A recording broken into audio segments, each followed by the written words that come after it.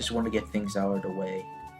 There's still no new English version of the episodes I just reviewed. The 3 episodes, including this one, this is the third. Still no English dub. This still has the English subtitles, so still gonna review this. And this episode is the latest so far by the time this recording for Miraculous. Still no new episodes, still no new release for the languages, so yeah. Other than that, the episode is just titled No, which is Noe, and I think it's French or something. I don't remember what it was, but we do actually see a familiar villain returning, of course, an Akumtai's villain, not like an old villain. But this episode takes things very interesting direction. So yeah, let's begin. I do apologize for any background noise. I cannot stop anything. So if you hear like some sort of like booming or vibration of like a bass, that's just because music's been playing in the house. So yeah, neighbors pretty loud. So but I have to do this, you know. We do actually see Marinette and Adrian, and of course in a different screenshot, the rest of their friends are here at the beach, at least the beach side underneath the bridge. Here's the beach area, just kind of underneath the bridge. I'm still wondering why Paris has something like this. Basically, after Adrian gets some ice cream for the both of them, Marinette's actually still pretty upset that, of course, throughout the season, she had to basically lie about Adrian, and that lie was still eating her up. Not as much as was before, since she does have a reason for it, of course, in a personal way. However, it's just making her a bit more upset. Just being with Adrian even more just makes her want to inside just tell him about it. But of course, the reasoning is that it's just to keep him at least safe and happy from this knowledge. And not only that, it's just to at least put a good light in terms of the hero work that the Miraculous has been doing. But she still doesn't know if it was the right thing to do or not. Now, to be honest, with more context for Adrian for this episode, I think she technically did the right thing. The only problem is that he has to find that out sooner or later, and it's not a Marinette problem, it's a Ladybug thing. So, again, like I said, if Adrian ever finds out that it's Ladybug, at least Marinette doesn't get into trouble with that, unless, of course, Adrian knows Ladybug's secret identity, which would be a problem in on itself. For the rest of this episode, it doesn't seem like it's going to be a thing, but it might be. We'll get to that later. It does seem like Maylin is actually kind of promoting the stuff they are doing for Paris through social media, and that's actually pretty nice to see. Yep, this is no. Now, there's supposed to be an accent on the E for the word no, so I wonder if this has a different meaning. And it looks like the council is actually just getting to being prepared for what's coming next, since because Gabriel Gress is not exactly in the members anymore. Later we get to the school and we see that the same mime is actually just putting up a show for the kids. And of course, this woman on the left is actually his agent. We saw her before technically, I think for a few other people, but it seems like she's helping him right now. Apparently, the mime is actually Maylin's father. Now, that is a thing that I didn't see it coming. It's a good addition, and it makes some sort of linkage with some of the other side characters. So yeah, the mime. So this, I'll call him Mr. Mime, just because that's his show name, and it's actually pretty nice to see that he's related to Maylin. The story between him and Maylin is actually pretty a little sad in terms of implications, but it's pretty wholesome. Now, this lady actually tells him that he got him a special place, maybe a special role in a project. However, he sees it that he doesn't really need something so big and grand. He just wants to make the kids happy and to be there for his daughter. More on that later. However, the lady did say that it's a once-in-a-lifetime opportunity, a role in a movie. Maylin and of course Marinette and Adrian are actually pretty supportive, so he takes the role. After that, it does seem that Marinette and Adrian together were supposed to babysit this little shit. So here's the thing. I forgot. Okay, so this is the reporter's daughter. If you guys don't remember, I even some of these names I don't remember because they barely showed up in any of the other seasons. But as much as I can tell, she might be a bit annoying, but she was a reasonable child. But unfortunately, I think Disney dumbed her down to being just a normal toddler, which is fine. But you can see that it does not like fit into her established character traits that were shown in like the earlier seasons. You'll see, but while it's very minor, it's a trait that makes this episode a little bit more annoying when she appears. So I'm trying to skip all that. Apparently, Adrian is going back home because there's a business meeting that he has to attend to. He doesn't know what it is, but yeah, Natalie and the bodyguard pick him up. Now, just leave Marinette to babysit with her. Marinette does tell Adrian to promise her that if he needs anything, he calls her. And well, I'll just keep it there for now because we'll get to that scene later. Of course, right now we go just come back to their home. It seems like okay, Manon. That's her name, Manon. Damn, God. But you're playing basically Guess Who, basically a more dramatic version of Guess Who, basically.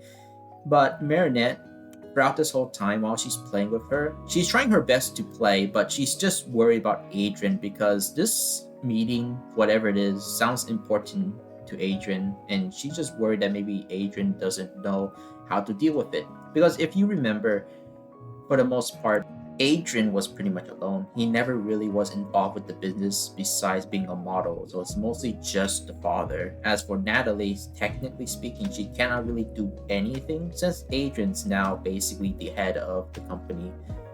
Marinette's just trying to check her phone to see if Adrian has messaged her because she is, of course, worried and she already knows the technical ways of how the Aggress family actually holds up. Saying that Adrian's being the first time doing a negotiation is a bit scary for at least both of them, right? Even though Natalie's there, Natalie cannot really step in to help. So Marinette's just basically there trying to be an anchor for him. However, because of this worriness, she does get her mind off the game a little bit, and Manon is just angry. To be fair, Manon should have known why Marinette is kind of worried, and she kind of does. But to be frank, it seems like she just wants to play. Now, forcing other people to play is something that maybe a little kid would do. But for Manon specifically, when she sees somebody's like in distress or something, she does actually worry. Technically, one of the more level-headed children in the show, technically speaking, for the amount we saw her. But now she's just kind of a normal child. I guess because she's been off screen for a while. Now I guess she's technically still a blank slate, so maybe it's just this. Who knows? But apparently right now, in this screenshot, even though we're on this for a while already, Manon's mother called just to say that she might be late and not be able to pick up Manon later. We cut back to Adrian. Now this is a new guy. Well, I'll say his name later because I just kind of forgot, honestly. But this guy seems familiar, and with the facial structure he does have, I don't have a screenshot of it now, other than a later screenshot. But yeah, he looks pretty familiar. Now, according to this, he runs a jewel company, and he wants to actually at least buy the Aggress brand to basically sell some stuff. He has a huge business, of course, and he's asking Adrian to sign over and make sure that he can keep, Gabriel's legacy. Yeah, but seeing how his face looks, it doesn't seem like it. Not to mention this contract. And see, the face looks familiar, huh? After both Adrian and Natalie read the contract, while Adrian is still a bit iffy since he's still new to this, he asks Natalie for advice. Natalie does say that it's best to just think it over, and she's giving him the side eye. Natalie knows what's up, but it seems like it's still falling under Adrian's control since he is basically the person who's in charge of the whole company now. Man. We get back home to Malin just to cut through, and she's just talking to Squeaks. I think that's his name, Squeaks. I hope I'm not. But she hears a knock on the door. She was preparing dinner. Knock on the door. It was her father.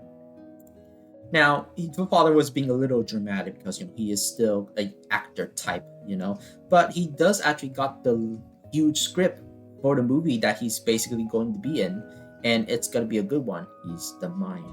Now, this called The Secret Ladybug, or should be called The Secrets of Ladybug, but I think in the English version of this show, they're not going to change the text, nothing like 4Kids style, right? But yeah, it's a new script. They're basically both happy, and yeah. And we do get a bit more about the relationship between Mr. Mime and Malin.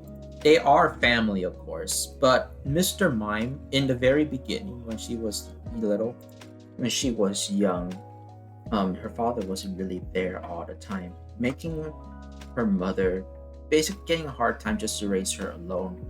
Once basically the mother left, it's presumably she just left, but could be dead. I mean, I don't know, this is Disney right now, so the mother could be dead, I don't know. But the thing is that the mother just left, that's the main thing, and the father took responsibility, and he's doing a great job right now, basically trying to be there always for his daughter and trying to support the family as much as he can and spend as much time as he can with his daughter. Now the thing is that he does regret not being there in the beginning.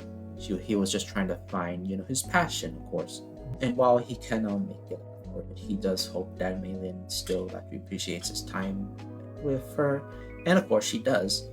He does actually feel like every time they're together, it seems like the mother would still just kind of feel there, just like with them in spirit.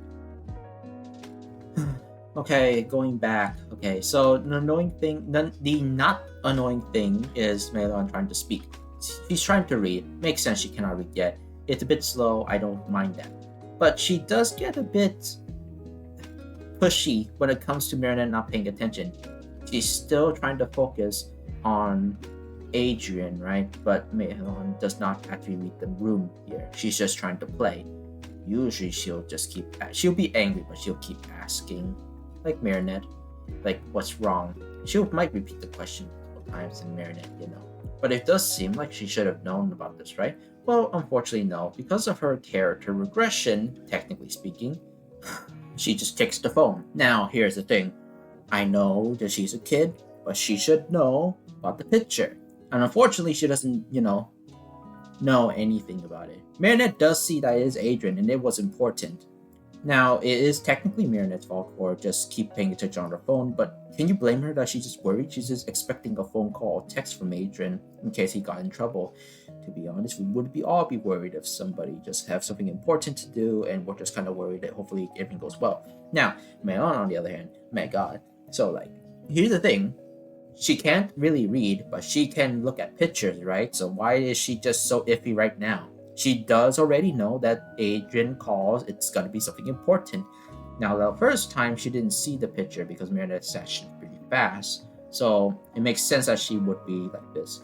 But here's the thing: she looked at the picture, and yet she it's assumed that she looked at the picture, but she still refused to give it to Marinette because she already knows that Marinette's waiting for a call from Adrien in case something goes wrong. Something actually did go wrong, and now she's just being a brat.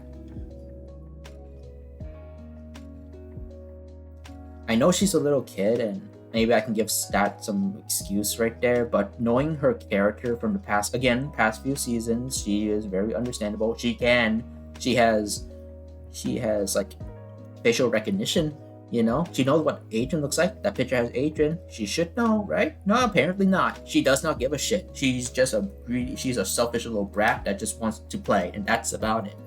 Yeah, look how much they butchered this child.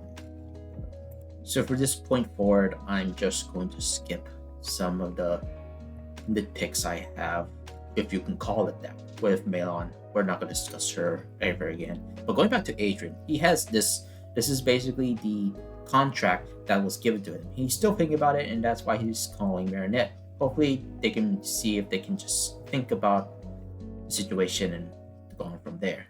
Now we cut back to Maylin and father. Now they're going to read the script, and unfortunately, while the script was about Ladybug, it's claimed to be true, and the truthfulness is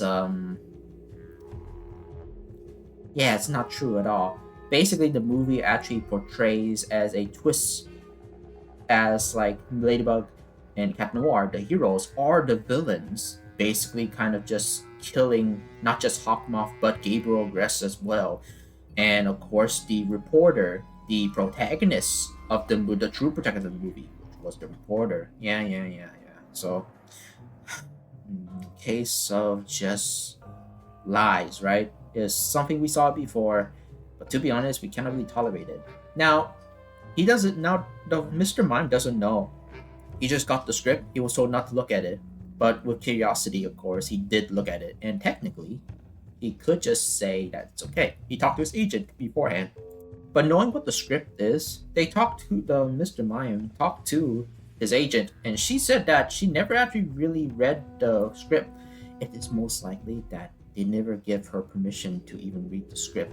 But of course, she knew that was just a big moment for him, like a big role. So that's why she basically put him on the spot for there. It's just because of the big role. He could be famous. It's something that he wants, right? True enough, but unfortunately, this movie was not it. We go back basically with Marinette and Adrian trying to basically figure out the contract. I have a special little screenshot here. It's very close. I know some people would kind of wish that Adrian has his head on Marinette's lap just to see something like that. But it's good, it's respectful that he has his own arm on her lap and just putting as a pillow, not really on her lap, which is kind of still awkward, like the situation, honestly. You're just like one body part away from just like, something that most anime fans would like. I don't know. I found it kind of interesting that they're actually they're this close, right? Because I don't think they're kind of there yet. It's just for me personally. I don't know about you guys, okay? But unfortunately, Melon appears, asks her about the question who defeated Hawkmoth. Now, the true answer is Gabriel Gress, but Marinette just knows that this is not a good time. She cannot really answer because she feels uncomfortable with this, just like with Adrian. But the thing is, Adrian said the answer. But here's the thing. Manon knows about the bases. They're uncomfortable playing this. They're uncomfortable with the question, and yet she's still asking the question. Still wants to play the game, even though they're pretty uncomfortable, and it's not the right time to play right now. And unfortunately, that phone call. She has the phone earlier, right? And that phone call was from basically Maylin. And hey, to be honest, not her fault, but still, just putting the phone hostage as some sort of blackmail is just kind of stupid if you just want to play a game. And again, this child should know better because she already knows better, but yet Disney just dumbed her down because whatever reason. We do get an interesting view here. Now this is like more like animatics in an animatic style, whereas this is where the movies actually have their own image here. And while I do like the art style, right, of what they're doing with the animatic, it's been told to us because both Maylin and Mr. Mime are reading the script to Marinette, Adrian, the reporter, and of course Manon. And it's reading the story. Manon asks a good question. Aren't Ladybug and Cat Noir the superheroes? It's a fake story, says the reporter. And yes, it's a fake story. It's fictional. And the conclusion is that while it is fictional, the person who wrote the script make it look like it was the truth.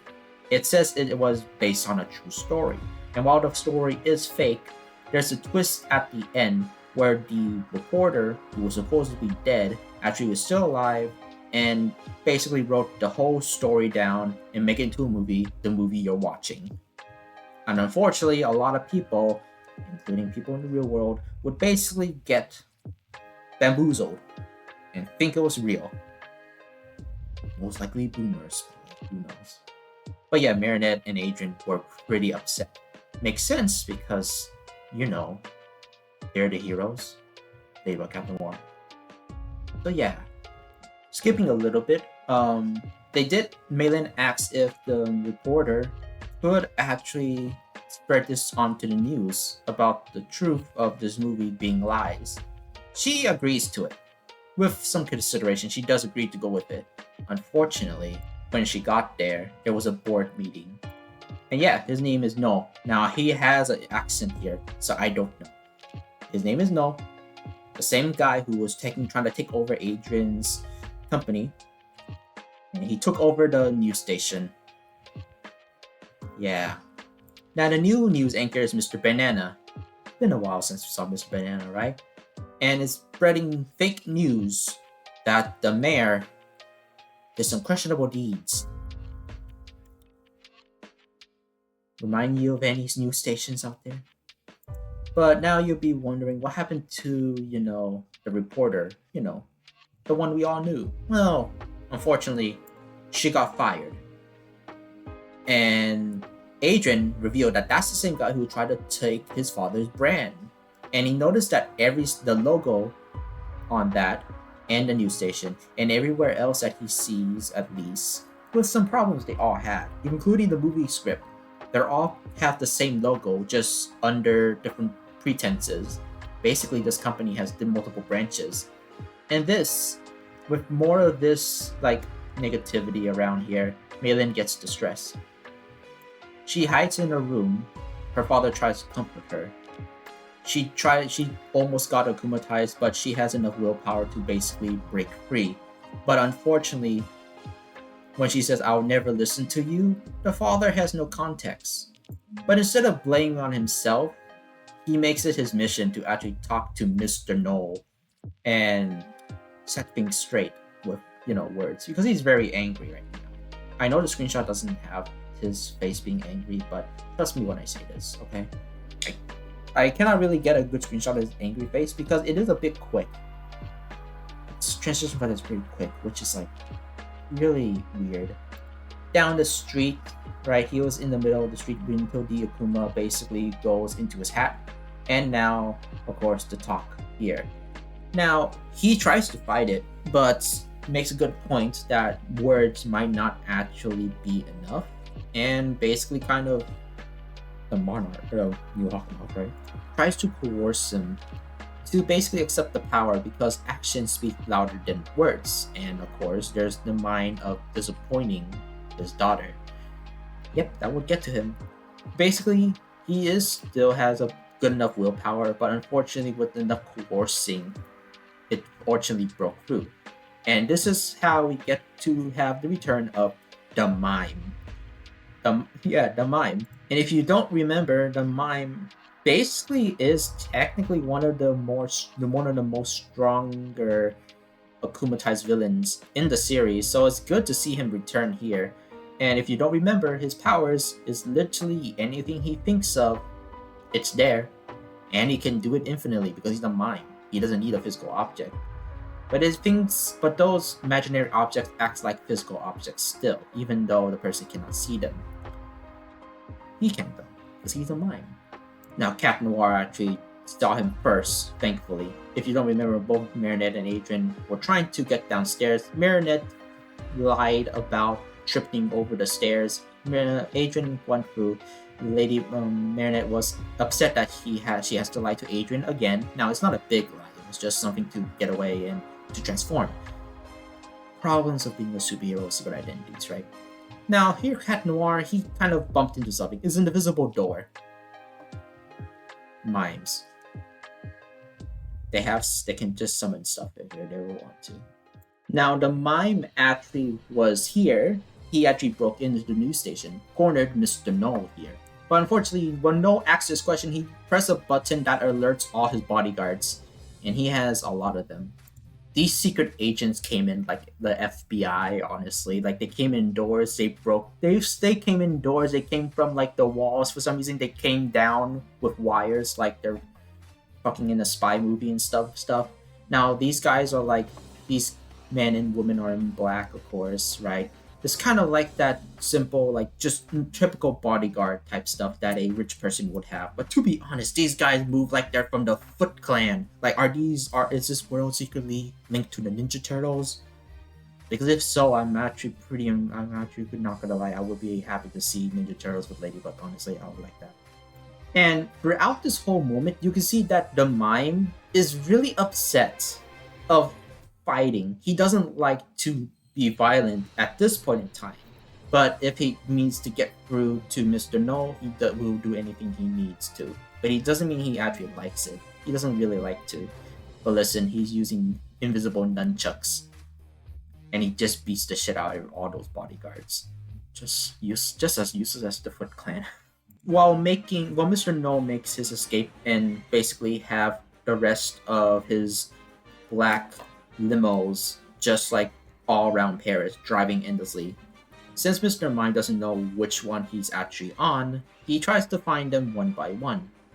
But he does get stopped by Cat Noir and Ladybug, or at least slowed down by them. Now, this is a smart thinking strategy for a Akumatized villain. For Mr. Mime, the Akuma is in his hat, so he actually summons a invisible safe that only a mime can see. He puts his hat in the safe for safekeeping. Once the door closes, the hat becomes invisible. Only he knows where the safe is, and yada yada, so on and so forth. And he's the only one who can know the code, invisible code. So yeah, extra protection. This is the smartest a villain ever did.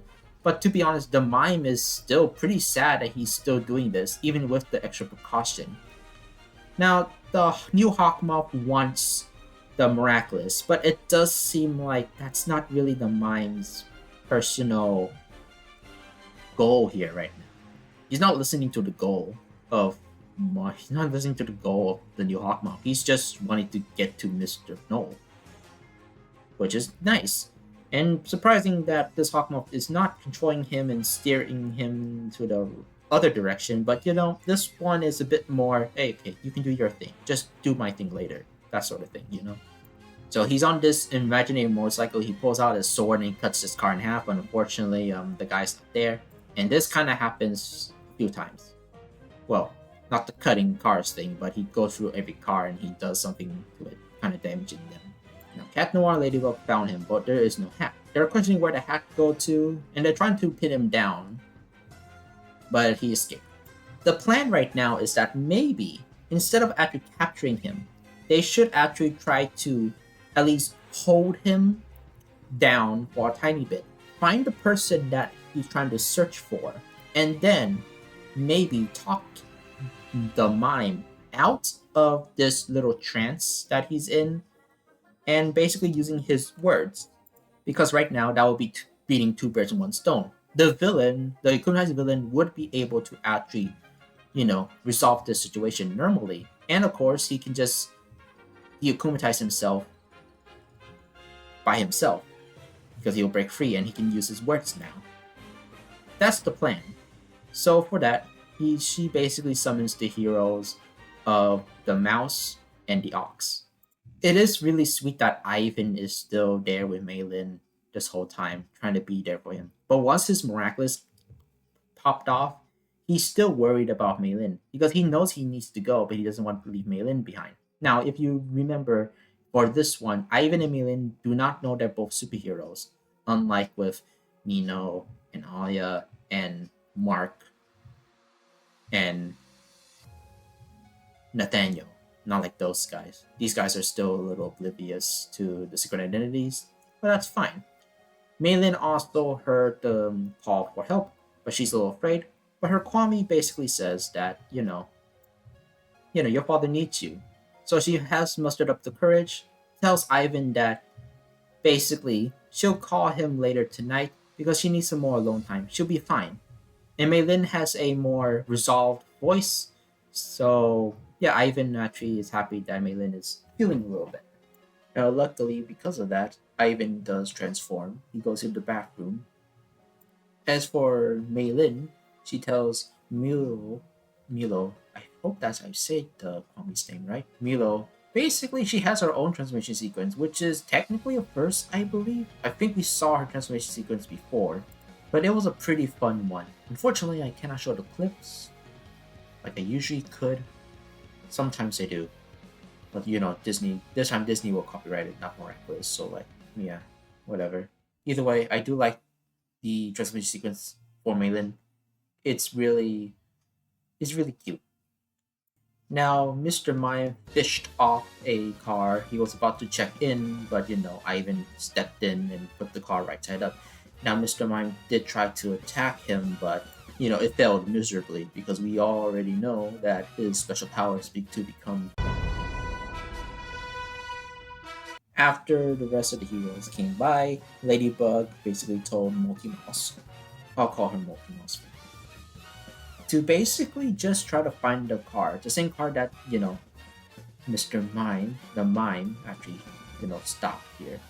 So they tried their best. Well, she tried her best to actually search for the car by using her special ability, which is multiply. I think it's the multiply. I do get the feeling that it might be something else though. After finding the right car, they send Mr. No to the studio. Now, the thing is that they already know that the mime will not talk because he thinks words are useless. Makes sense, right? And Ladybug did tell her that the only way that maybe he can talk is by listening to her. So she basically uses her ability to, multiply herself, get close to her dad's ear, and talk to him. She does actually give out a speech on how she feels and how he might be feeling, and trying to reassure her own father that everything's gonna be okay and just, talk it out. There's no need for violence, stuff like that. I only am summarizing for what she said. It is actually a pretty long little lesson, or at least some talk, compared to every other, like, of the moment of like the moment where the person talks down the other person and all that stuff. It is a tiny bit longer, but I do like it. I would actually recommend people to actually like watch this part of the episode. It's a really sweet thing, honestly, and you can still tell it's again one of those things about family, of course, and I do actually like how they did it here. I kind of do wish that I could talk more about it, but to be honest, I feel like it's something that you should see for yourself and get the full grasp of it. Of course, it's not as impactful as some of the other moments of the season, but it's still a pretty good one. After basically getting the talk down from his daughter, the Mime turned back to Mr. Mime and basically akumatized, with Ladybug sending out the Miraculous Ladybugs. The Akuma basically like de-transforms itself into a normal butterfly, so we don't need to worry about it being multiplied. Live on the air, he basically told everything he saw about the script, and this is of course aired throughout all Paris. Because it was what was before. The Mr. Mime told him that the reason why he was akumatized, it was because he was basically outraged by the script. And so on and so forth. You already know about this review, and if you saw the episode, you don't need me to say again. But yeah. But Mr. No says that he was duped by the script. I highly doubt it because it seems to us that he actually did read it before. Just doesn't mean he got duped by it. How much you want to bet that he was the one who wrote it, huh? Remember, if you guys did watch the episode, I didn't mention this before, but the script had no confirmed writer on it. It was just an anonymous script. Basically, this subtitle says it all for this. So yeah, just gonna leave it there. And as for the reporter, she's on this thing called the Zoo Network. This is an online thing where she basically now does her own news podcast. Basically, since the studio doesn't accept her anymore because they fired her. Even the situation was solved, they just did not. Okay, and it does seem like everybody's having pretty much a good time, knowing that the truth is out there, at least one way or another. Marinette actually went back into the kitchen to get some, orange juice for her and Adrian because Adrian asked for some. I believe so. But she is still iffy about the whole situation. This situation actually pulls a bit more things where there is a possibility that people find either a truth or a lie will actually try to make it known, even if it is, not true and 100% or stuff like that. Just like the real world. So she has to watch her back. But we do have one more thing before the credits roll. This guy, Mr. Noel, is a little not even upset that the world knows him now, being this little incompetent. He thinks that it's a good opportunity to basically make through the plans. But there's a surprise on the other side. If this ring and the rim of this hat doesn't tell you, Chloe's mother is in Paris. So yeah, so apparently it seems to be implied that Mr. Noel is basically Miss Bourgeois' son. Possibly. Who knows? But also, who the hell is taking care of Chloe? Unless Chloe came back to Paris, which wouldn't be the worst idea in the world, of course, for us fans. She's still in Britain, so which adult's taking care of her now? But to be honest, seeing Miss Bourgeois here, she looks almost exactly the same as her original counterpart before.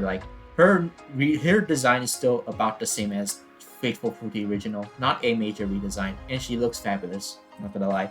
Of course, knowing that she's part of this plan, she's still an evil, still an evil person deep down inside. So we'll still remember that, right? And that's it for the episode. Overall, I do think that this is a pretty wholesome episode. A very much more relationships focus, I guess. There's a part of the family, right? Daughter and father and stuff like that. Of course, seeing that the Mr. Mime being the father of Maylin is actually a really interesting take. Not only that, but everybody that she knows still does care about her, even if she does feel a bit out of her league. They're all there to support her. That's all I liked about it. As for everything else, this new character, this Noel fella, seems to be pretty bad news, and seems like we just had another new antagonist. So that's we have the new Hawkmoth, we have the 3 bullies, we have Noel, because we now know that he's affiliated with basically Chloe's mother. Chloe's mother is also a part, so we don't know if she actually is entitled with the lead of this league or something. Natalie has been implied to be somewhat evil still, which is a little sad, but maybe she's just affiliated. Hope for the best. We have the new council, of course, and we already know that the new Hawkmoth is Lyra because on the recent episode, Misuguri, Kagami's mother, might also be one. Possibly still working for the evil forces, so we don't know for sure. All that, so on and so forth. We have a lot of more antagonists that we had beforehand.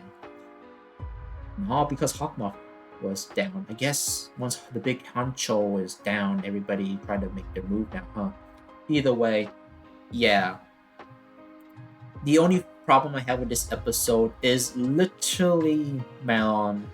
I know she's a child, but she had at least some characteristics that made her one of the more comparable, competent children out there. Overall, I guess I'll give this possibly an 8 out of 10, maybe a 7 out of 10 out of the time. I would have given this a 9 out of 10 because of its message and stuff, but it's just kind of ruined because of that little brat that they basically butchered. It's the worst part of the episode, honestly. The moments with her is just the worst parts, and I think a lot of people kind of like her because she's a more well-rounded character for a child, but now she's just like most any other child. I think the only children that are normal now are Alia's little sisters, which in the normal behaving sort of way, because Melon is not a toddler. She's a little kid now who's going to school, so it's just kind of upsetting.